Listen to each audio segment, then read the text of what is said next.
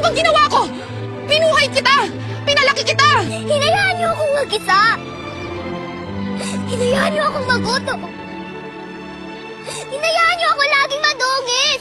Hinayaan niyo ako saktan ni Tita Chita. Binabugbog niyo nga po ako eh. So ano? Galit ka sa akin? Ha? Hindi mo na ako mahal? Hindi po ako galit sa inyo. Pero hindi na rin kita mahal. Kasi hindi ko na po kayo mama. Si Alexandra na lang kayo.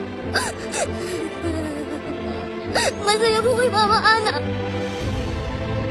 Pwede na din po kayo hindi masaya. Kasi wala na ako.